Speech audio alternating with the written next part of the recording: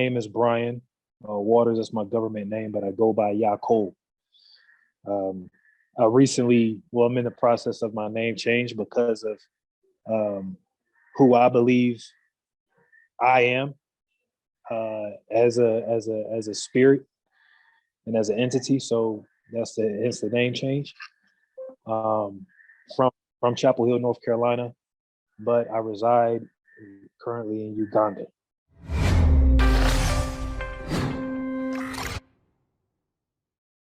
Hey, it's Kellen, and today on Diversified Game, I have somebody who is doing something that nobody else is doing on YouTube and on Africa, combining, he's been in Africa, went to go there to play basketball, found out during the pandemic, agriculture, he's good at it. He has the tickers on there on his YouTube, and you guys check in the descriptions wherever you're listening, or the minority of you who watch, check out his stuff, because I think it's super dope, super fly. He said his government name was Brian, but if we got men wearing dresses who want to be called women and we got to respect it, we got to put some respect on his new name, Yahkol. Ain't that a cool name too? So Yahkol, welcome to the show, my bruv. How are you doing? Peace and blessings, brother. My name Yahkol means God is everything in Hebrew.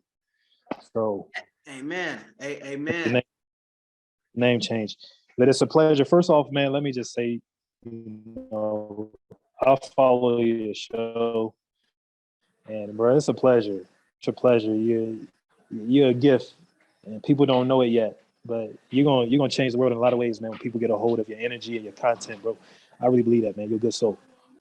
Blessings. I appreciate it. You never know. I tell people, and I'm sure you can understand this, you never know what you're doing while you're doing it. You're just in the moment fulfilling your purpose. So it's for everybody else, like the scriptures say, to, give you your reward, your praise, and you just keep pushing, because like that, things can change for the better, And that's how it happened to you. And I just want to give people, some of the back end story, and I want you to fill in the blanks. But going to Africa to play basketball, some people might have thought, oh, maybe he was rich already. He already had it all together. Give them the game on, how you transitioned over to, paradise from Babylon. Man, so I'm a struggling professional basketball, 37 years old. In 2018, at the beginning of 2018, I visited Uganda from China, and I was over in China. I lived in China for 4 years with basketball, and I came to visit. My brother called me on the phone and was like, "Man, you need to visit Uganda," because his wife lived here at the time. Now she's in the States, and so. Long story short, I got called some racial slurs from my professional basketball team in China. And I was like, man, I'm done with China. I get on a plane. As soon as I landed in Entebbe, man, I was like, it was the sun. As soon as I felt the sun, I was like, man, this is different. I felt different already. I was like, this is home. Just smelling the air. I was like, man, this is home. I haven't even seen outside the airport, outside the runway. I haven't even got into my terminal yet. Baggage claim. I'm just getting off the plane. I'm like, man, I feel good about this. And so I got here, everything was just going right. And I was like, man, well, if I'm going to stay here, I gotta find a team to play for, because I don't want to go back to China. I want to stay here. I want to try to make a home here. And so I started following my brother. I found a team, but on a job side of things, to make money and to have some type of profession, I started following my brother-in-law around, and he owns this group called Chica Troupe, and they are a traditional dance group. He won is it Afrima? There's the Afrima Awards or something like that for the best traditional dance group in all of Africa. His group won that award, so he's pretty major here in Uganda, in Kampala. And so I started following him around. He's producing music videos. We're going to the studio, and I'm listening to him record. He's an amazing artist, by the way.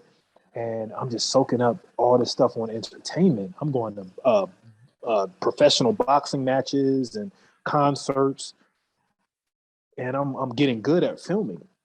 But one thing that fascinated me as soon as I got off the plane and when we started driving was everywhere I looked, I saw a banana tree, I saw a mango tree, I saw a papaya tree, I saw an avocado tree, I saw a jackfruit tree.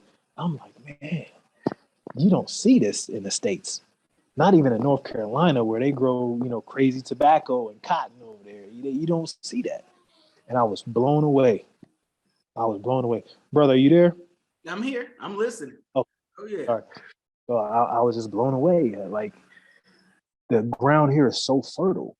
And, as soon as you put a seed in it, something grows. And um, so I walk over to my neighbor's house and they've got soursop. At the time, I never heard of soursop before in my life. And I didn't know that it's like 1,000 times more powerful than chemotherapy.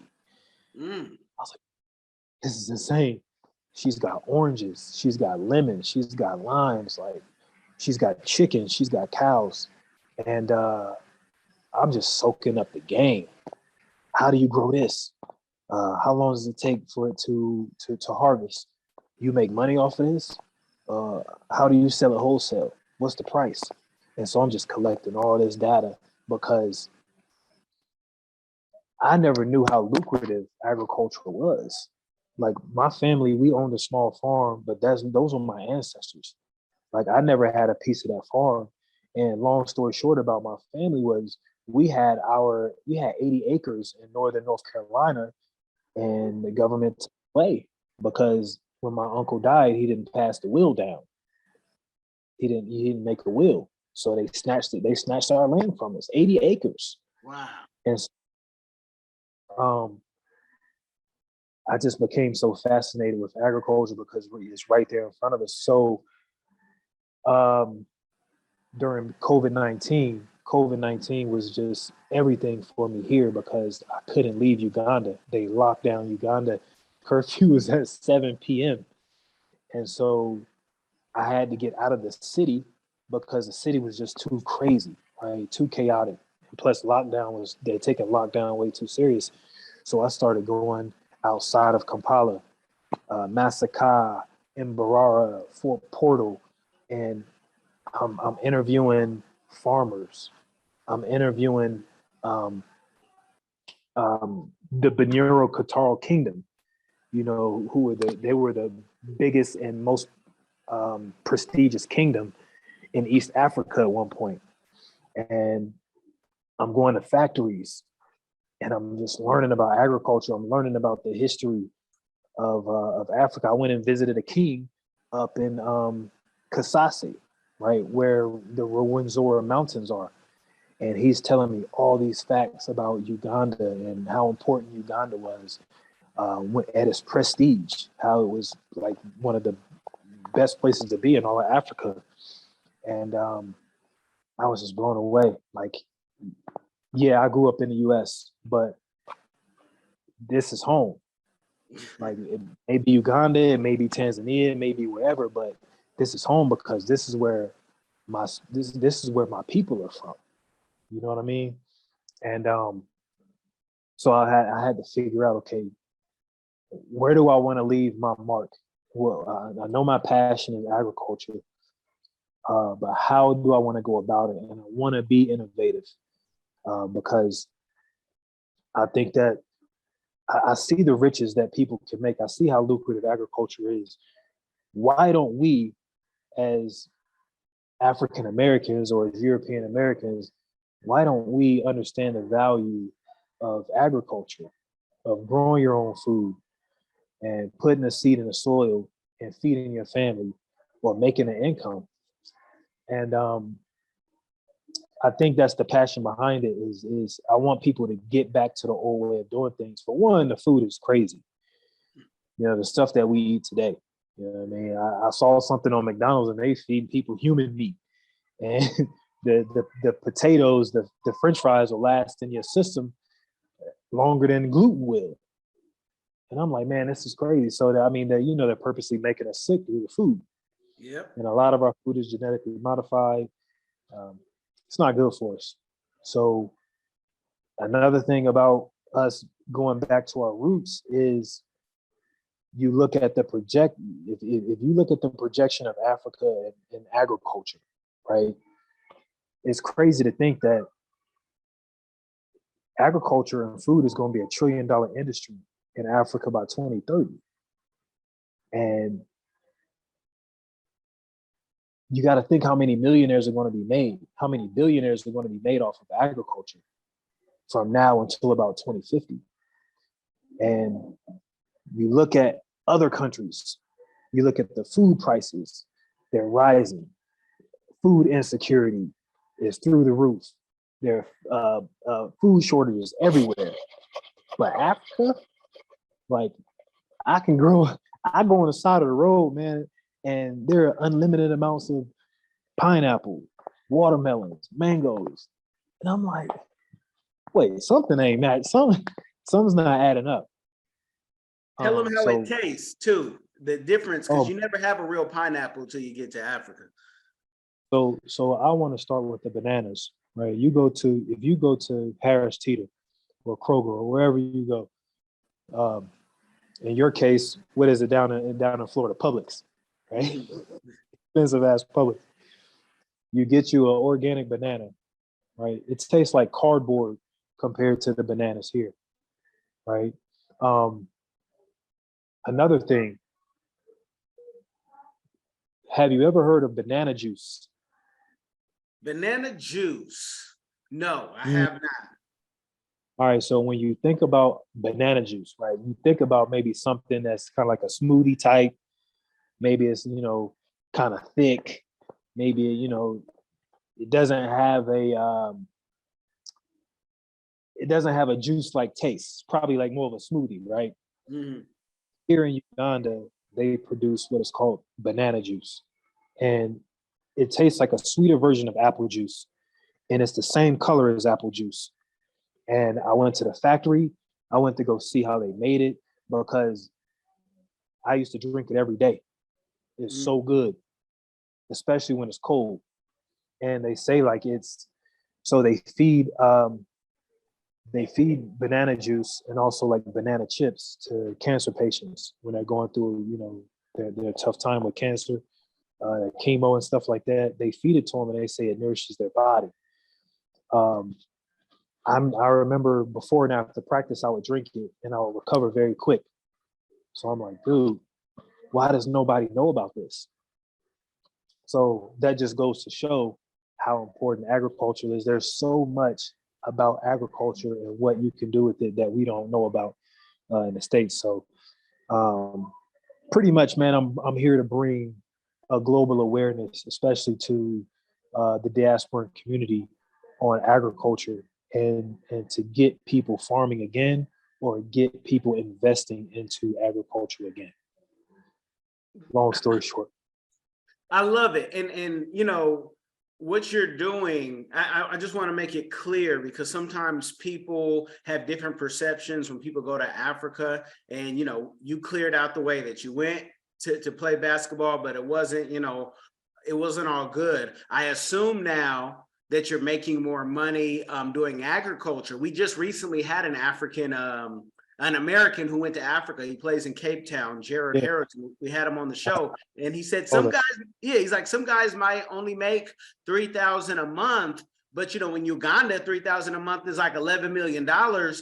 Now that you're, in agriculture, is that money? Is it better to be in agriculture than NBA? Because on this side, they hear professional sports and they just think, oh, you're rich or you're richer than most. But in agriculture, you're talking about making, millions and billions, and not just in shillings, Ugandan shillings, but possibly in US dollars, euros, or whatever, yen, whatever y'all want to spend. So, talk about how going into the stuff that's not as sexy as basketball, how much more professionally it's progressed your wallet.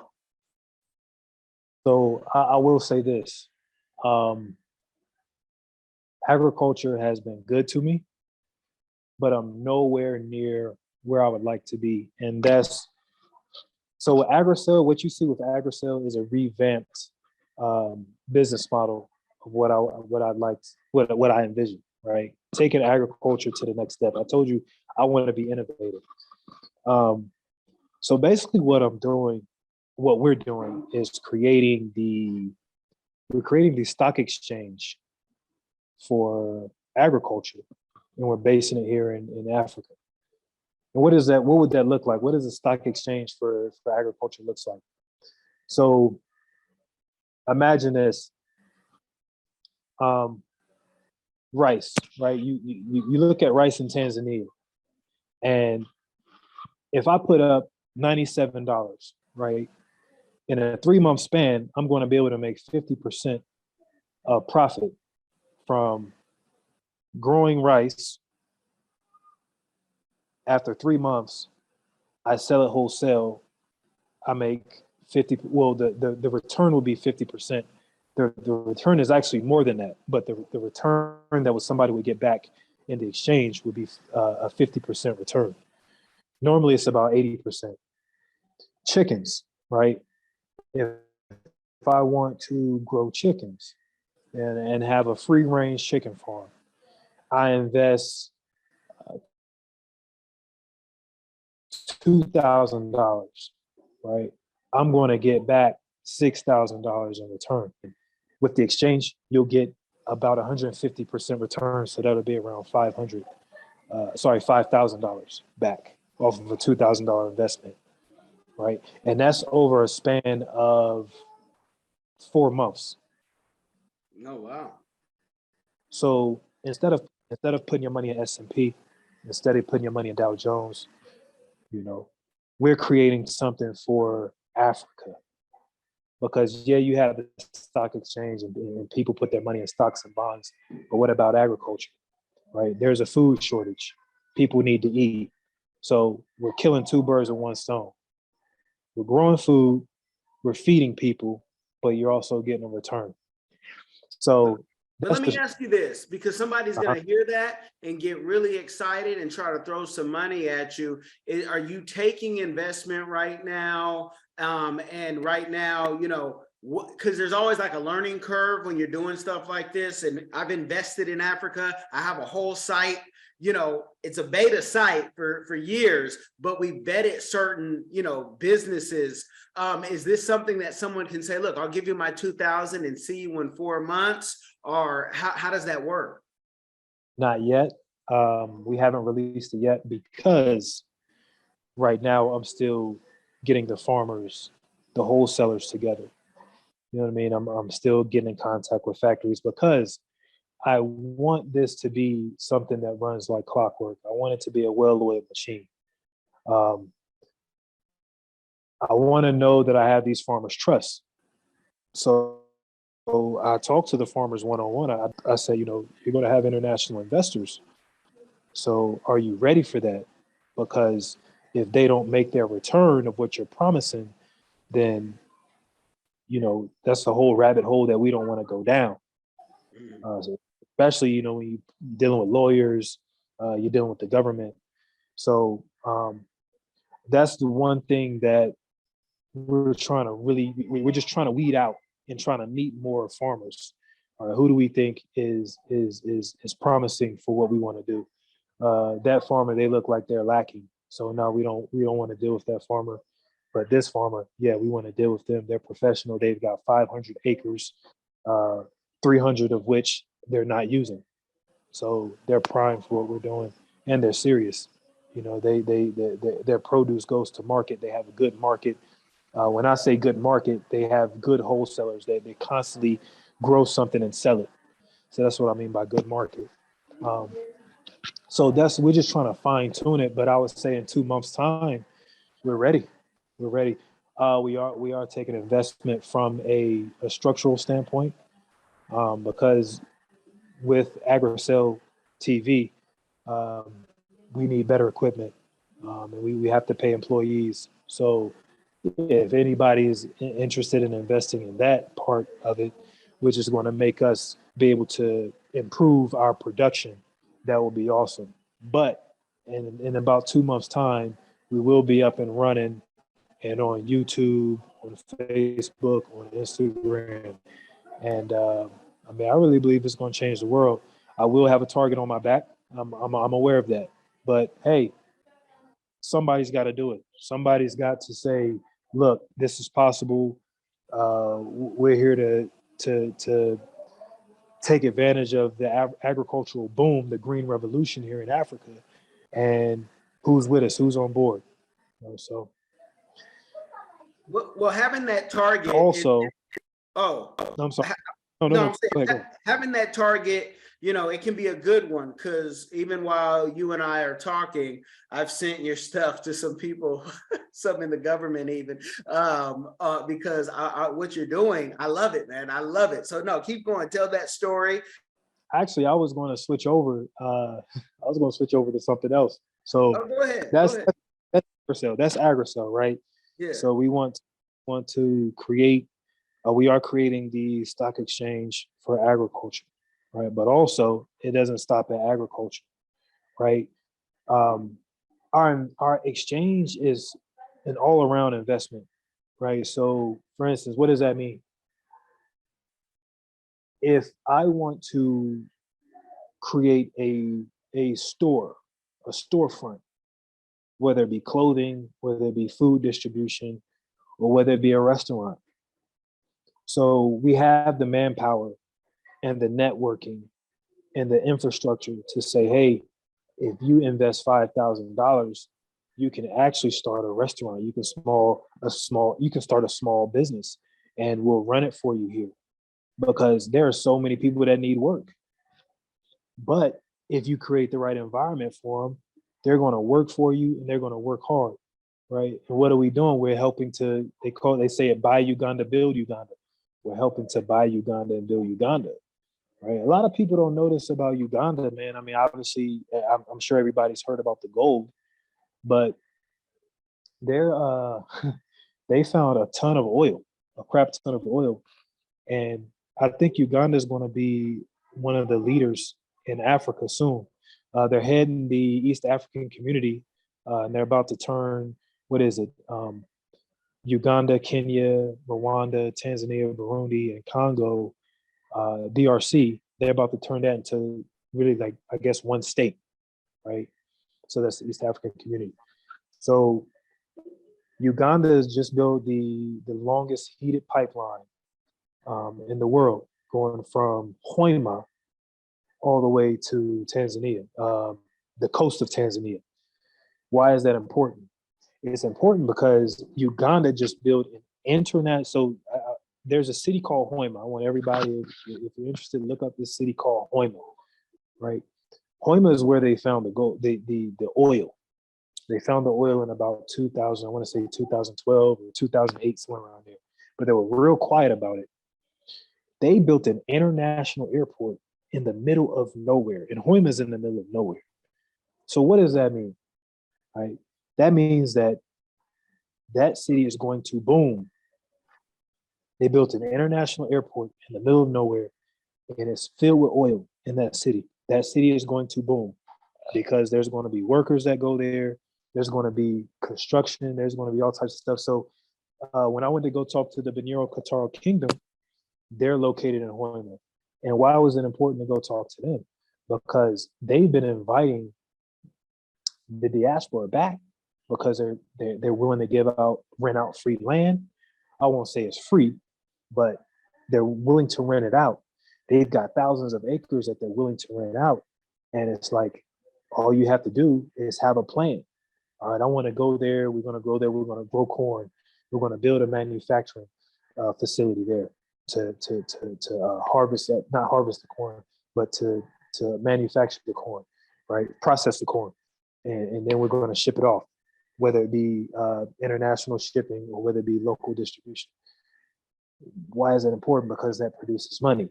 Afterwards, they'll give you a 15 to 20-year contract, and then after that, they'll reconsider signing you on, or they're just going to take the land back. But that gives you a 15 to 20-year head start to making some killer money, right? But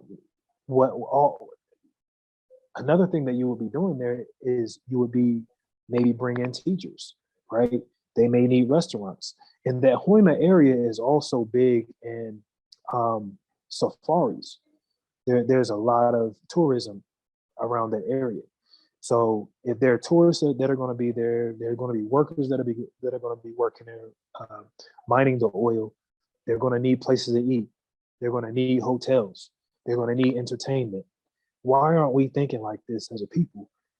Because we don't know about these opportunities, right? We literally have opportunities to go to lands and start over fresh as a people, right?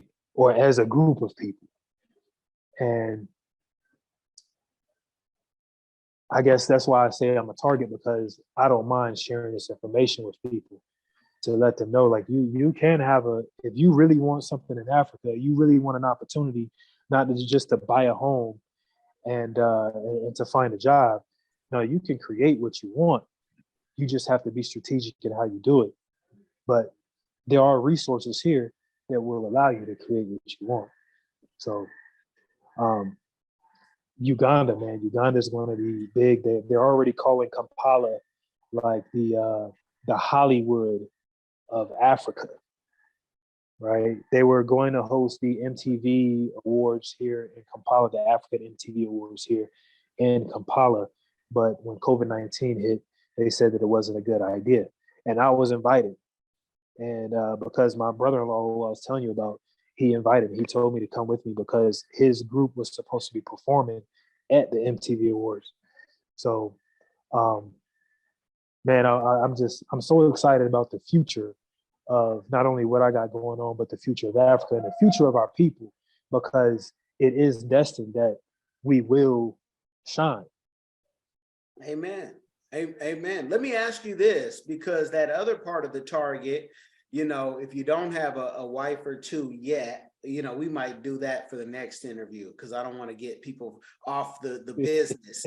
But, you're talking about Homa and how, we've seen how growth is here in the States, right? Because America's so big and it's so, the systems are built and they work for some people and they work for, a lot of people. Our internet, we don't have to worry about our lights for most people, I would say, who have jobs. But how do we then, and maybe this is part of your community give back, or maybe, and I'm going to ask you what your community give back is, because, connecting us is something that we need. It's difficult as a foreigner to trust people when you go to a new country, unless you know another foreigner who speaks your language or someone who's into your system. So one, what does your community give back now or in the future? And two,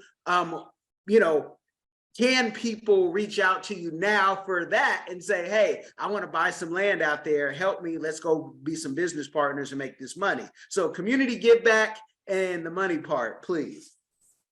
So here's my community give back, and it's crazy that you asked me this question because I've never really shared it with anybody, but it's kind of like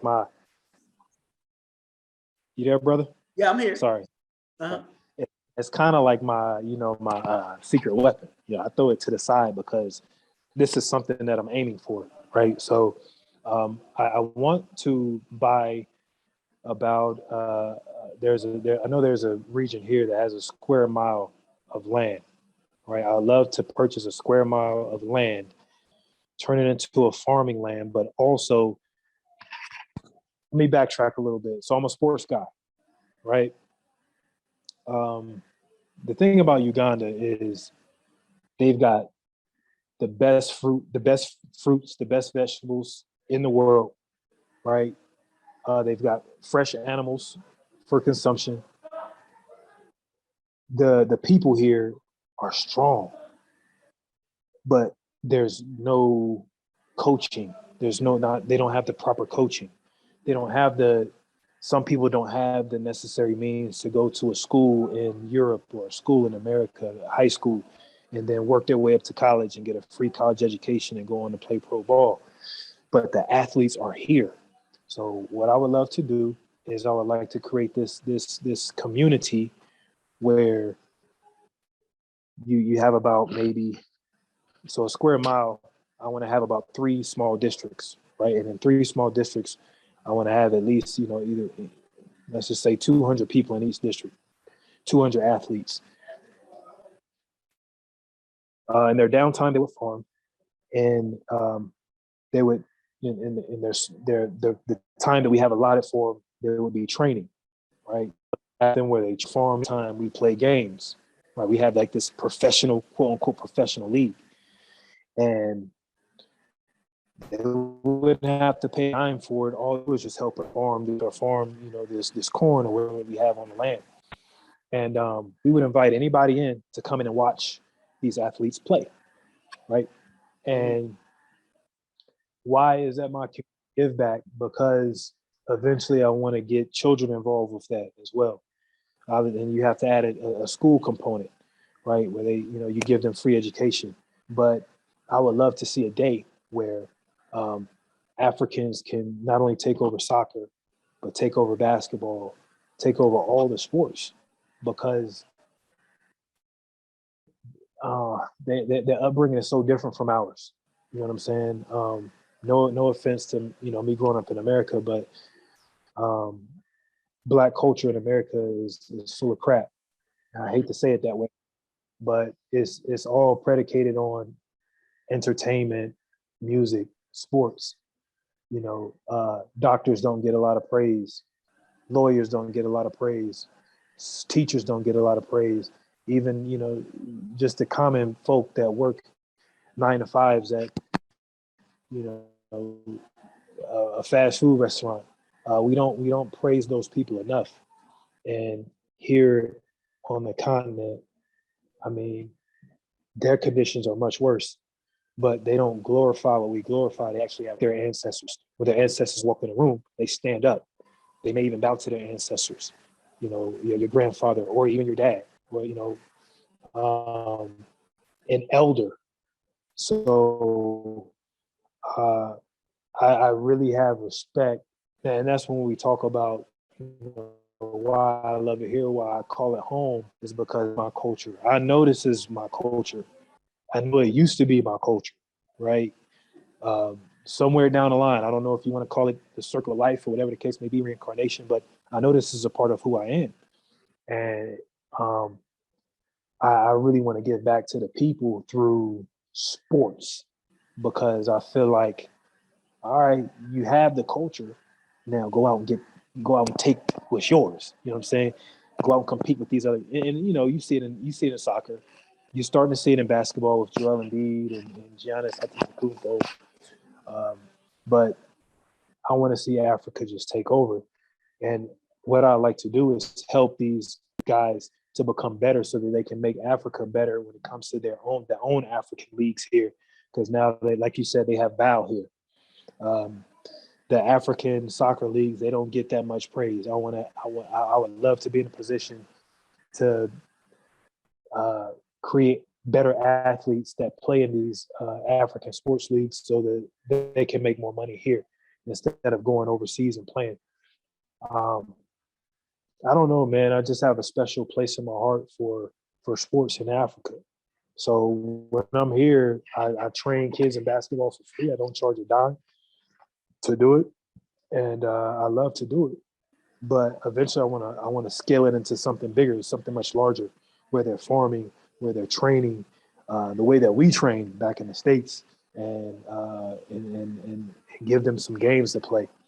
And the way that it would work is they would go play in their leagues when they don't have any, because like you said, the guys here don't get paid a lot in these basketball leagues. They might get paid $100 a month, $200 a month, right? So after that 4 or 5 months is over with, then they're stuck looking for a job. Their team's not practicing for another 6 to 8 months. So what are they doing? They're not doing anything. They might even can't make it to the basketball court because they can't afford transportation. So they're stuck in their yard, maybe doing push-ups or sit-ups, and maybe not doing anything. So during that downtime, I would love them to come to the farm, to the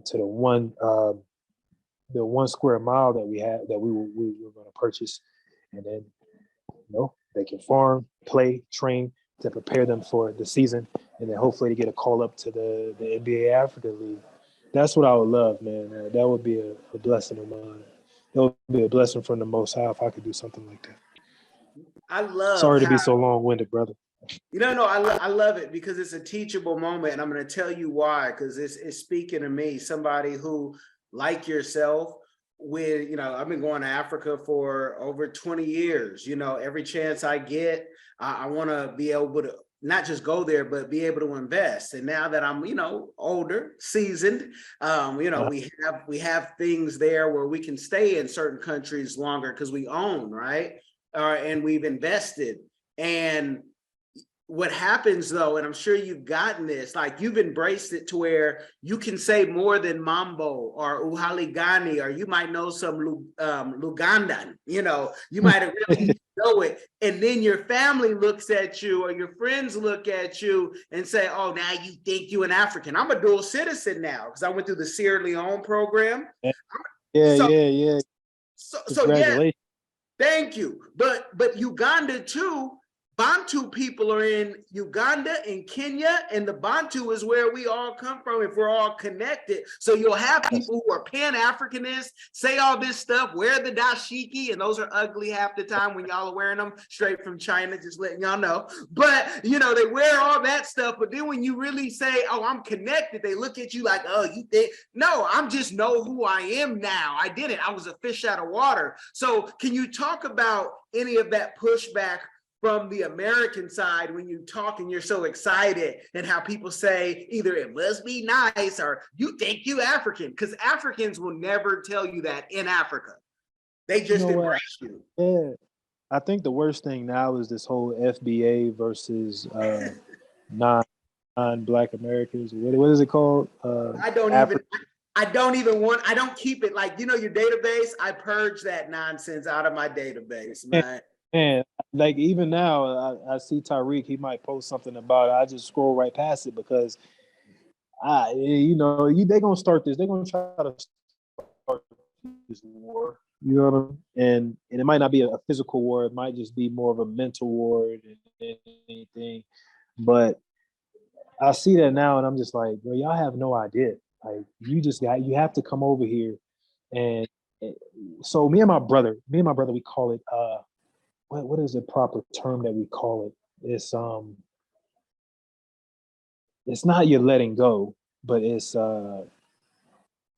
when you first get here, there's some things that you're going to realize. There's some things that you're going to see about yourself, and you're going to look at yourself like, damn, like it's going to take a long time for you to realize, like, I've been fucked up sorry, excuse my language. I've been messed up in the States. The States have really messed me up, or this system has really messed me up because it's stripped me of my identity. I don't know who I am. I don't know where I come from. And when I do realize where my original culture, there is going to be pushback from myself. Like, nah, I'm not doing that, or that. Why would I do that? Or why are they doing that? You're going to ask yourself so many questions, and then you're going to come to find out, man, I'm full of crap. Like, I should change my ways, or I should be doing it like this. So for me, I had that self-reflection of my true culture and understanding like how to treat women when I'm, or just the Western world, this Western system that we live in, man. You got white people all over the TV, just telling you how to live and telling you what to buy, and telling you how to think, and you're looking at their perverted ways. And I watch TV here in Africa, and it's totally different. I mean, obviously they're trying to push certain agendas, but it's nothing like it is in the States where everything is gay on TV. Like, I'm here and I'm just like, man, this is my culture, and I learned so many bad things. I've been programmed to think so many bad thoughts that I don't even really want to go back anymore. And you know what I mean? Like, I'm good over here because I realized what made me in the U.S. I realized who was steering who I was, who was causing me to think those thoughts that I was thinking, or say certain things that, you know what I mean, I had no business saying.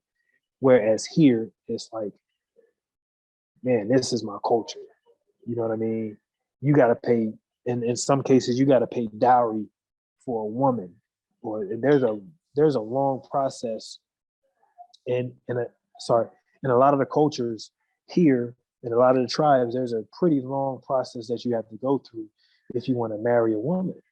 You know, there's an introduction ceremony, then there's a second ceremony that you have to go through where both families meet, and then there's a wedding after that.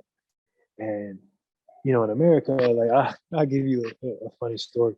So when I was here and I met my wife, right, I went to her dad and I asked her dad if I could marry her. And they looked at me like I was stupid. Like, what are you doing? Like, nah, you have to go through the oldest. You have to go through the oldest sibling. And I'm like, huh?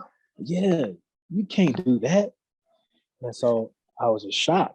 I was shocked. I was shocked as crap because, and I was embarrassed because obviously TV, you know, you watching these shows, we're taught that you go to the father and, you know, ask for the marriage and he gives you his blessing after, you know, they go play golf or something like that, or, you know, have some drinks and, you know, he asks you a few questions, you know, see what you're all about.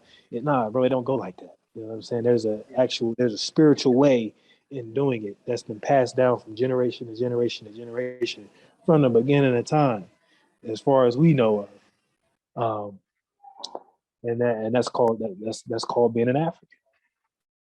So that's a book. Don't give them too much of that because that's your book. When you write your book, they're gonna learn and get all of that, and it might even be a retreat because you gotta. I call it decolonizing your mind when you get that purge all that what we've learned here because you know.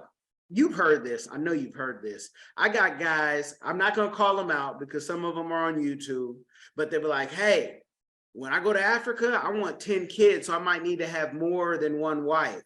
I've had people who've had more than one wife on my show. It ain't always what it's cracked up to be because it's not about the sexual, it's about the emotional. And one person who's a friend of mine, I won't say his name, but he would tell you on camera, he's been on my show, he says, it's remembering, Kelly, how you deal with each woman at different times because they all react to something different. That is called stress, and stress kills. Stress kills a lot of Black men. So I want you, when you're jotting down on your book, which I can't wait to read because your experiences will just, it'll have me chuckle. This is the game. And you guys, I want you to get this game, and then I want you to go subscribe to his YouTube channel, which that YouTube channel, I need my YouTubers who I'm sending this stuff out to really connect with him. Because, and we're going to get into the other part of the ticker, but on your YouTube channel, Yahkol, I want you to take it off YouTube Kids because it's killing the algorithm. Yeah, take it off Kids because I can't do something else and watch it. And there's some other algorithm stuff that you'd have to understand Hindi to really verify it on YouTube. But we, you know, for what you're doing, the people who really need to see it, that alone can hinder it because like I gotta watch this without doing something else. And we all kind of have ADHD, but there's some algorithm stuff in that too. But you guys don't understand Hindi, so that's why y'all come and get me to get the game. But tell the people with your ticker, are you making up those prices? Is the government making up those prices, or is it a different body who's saying rice is worth this much, diamonds is worth this much? Where are you getting that? So fresh fruits and produce I get from the actual market. So we take trips to the actual market and get those prices, right? In terms of the prices for minerals, we look those up online. So the reason I think that the ticker is important is because we show you, all right, this is the price the price for corn, the price for maize in Uganda. This is what it is per kilo, right? Now, and then we break it down. This is what you're going to pay in USD. If you were to just think about crops, say you're going to the market or say you're looking to invest then those numbers are going to be there. What you go, if you go to Whole Foods, if you go to Food Line, whatever the case may be, Publix, I want you to go and compare those prices from what you see in Uganda and what you see in your grocery store.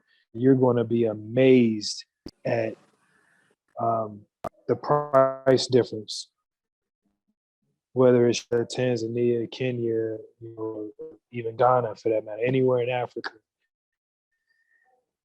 The food is so much cheaper. In terms of investing into food, we want to be able to provide market analysis data so that, especially in Africa, if you want to invest into a certain country, you can say, hey, the numbers in Uganda look really, really good. It's very inexpensive. Let's travel to Uganda. Let's do some more research, or let's contact AgriCell. Let's see how we can invest into watermelon. Let's see how we can invest in a soursop. Let's see how we can invest into rice. So that's the key to the ticker. Now, we are going to add some more things to the ticker in terms of numbers. I want to do kilo, and I also want to do wholesale. So the reason I want to do the wholesale price is so that people can see how much a bag of rice is going for in the wholesale market. Right. Once you see what it's going for in the wholesale market, then you ask yourself, man, well, what is it? How much did you have to put up to create or to get to get that wholesale number, to be able to sell your rice at X amount of dollars? And then once you get those numbers, then you can see the return that you're going to get. And with the numbers, they're updated almost every week. So you're going to get accurate details. And once you take those numbers and you can do the math, then you're going to see, man, agriculture is very lucrative in Uganda or Tanzania, Kenya, wherever you are, or wherever you want to invest. Right now, Tanzania, and then we just won with AgriCell. So, sorry, but I'm outside, man. There's bugs out here. No worries, no worries. I'm gonna wrap it up because the internet is telling us, it's going. And for those of you who have bared with us to the end, I thank you for listening. It's been pretty good. I would say, I give it a 90%, but we all know that 20 years ago, we could not do this. So we're happy to get the game. And if you want to learn more, you go to the links in the description and you reach out, especially if you want to say, I want to be on that waiting list to invest. I want to know what's new. I want to share this information because at the end of the day, and a lot of us understand in America, the writing is on the wall. We need to have places to go. The rich, the wealthy, they have other places to go. The Jews, the Mexicans, the Chinese, everybody in America has a place to go except Black Americans. You need to have a second place to go just in case. So you can go purge, you can find out who you were. America is a social experiment. But I want you to let them know. Wow. Crazy you said that. It's crazy you said that. Yeah, but let them know where they can connect with you. What's best? I know you have a website. Tell them if it's a website, LinkedIn, what's best to connect. And we can do this again and again because you and I are going to talk after via WhatsApp and go back and forth on messages because my brain is like, okay, you got to meet this person. You got to meet that person. So I can be reached. You can reach me on AgriCell News, AGRISCELL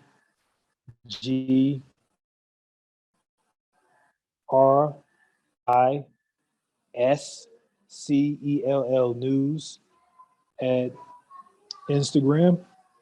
And I can also be reached at AgriCell World. So AgriCell World, I didn't even tell you this, but AgriCell World, we talk about world agricultural news. So you're only hip to the African agricultural news. We also do a world agriculture as well. So that's a page. I'll send that to you. But I didn't even tell you about my other project. This is the biggest project. we're creating Zillow for Africa. Okay. So, No, so no, yeah, that's gonna be another interview because we're gonna have to yeah, do but I'll bring up yeah, speed on. yeah, We've only because I been need talking yeah, I want them to agriculture. be able to hear it clearly. And I'm gonna show you what I was talking about earlier. But no, I want them to hear it clearly. But Zillow Africa, you guys know a great storyteller always wants you having more. And I'm telling you, the best is yet to come for Agricel. I want you to check out the links in the description because I'm excited. Hi everyone. Have you ever been curious about visiting Africa? Which African country were you interested in? Kenya, Nigeria, Uganda, South Africa, Ethiopia? Which country are you interested in? My good friend, Kellen Cash Coleman, came up with a course called My First Trip to Africa that'll guide you through this process. It's only $20, and in this course you'll learn about passports, visas, vaccinations that you need before you go there, as well as a budget, how much the trip is going to cost. He also talks about what you should pack, what you should take with you, how you should travel on a budget. Did you know that $100 is worth 1,000 South African rand and over 10,000 Kenyan shillings?